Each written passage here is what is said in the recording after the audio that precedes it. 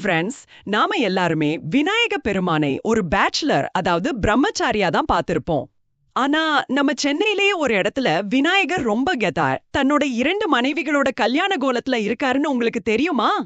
S, இன்னைக்கு நாம பார்க்க போறது சென்னை பாடியில இருக்கிற திருவலிதாயம், அதாவது வல்லீஸ்வரர் திருக்கோவில்.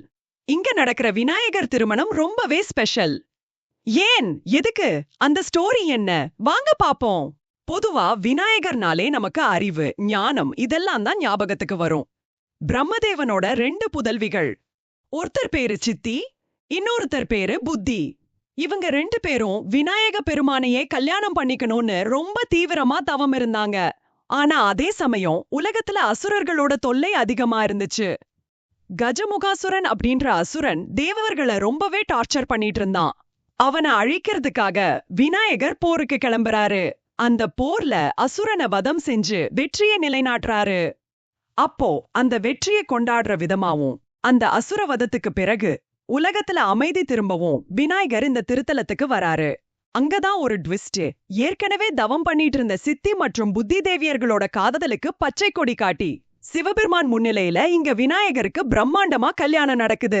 இங்க விநாயகர் சித்தி புத்தி விநாயகரா அவரோட 2 மனைவிகளோட ரொம்ப அழகான கல்யாண கோலத்துல அருள்பாலிக்கிறாரு. இதுல இருக்கிற ஒரு பியூட்டிஃபுல் லாஜிக் கவனிச்சிங்களா? சித்தி அப்படின்னா வெற்றி, அதாவது சக்சஸ். புத்தி அப்படின்னா அறிவு, அதாவது விஸ்டம். ஒருத்தரோட வாழ்க்கையில அறிவும் வெற்றியும் ஒன்னா சேர்ந்து இருந்தா அவங்க லைஃப் எவ்வளவு சூப்பரா இருக்கும். அந்த ஒரு பிளெஸிங்கை கொடுக்கதான் விநாயகர் இங்க சித்தி புத்தியோட இருக்காரு.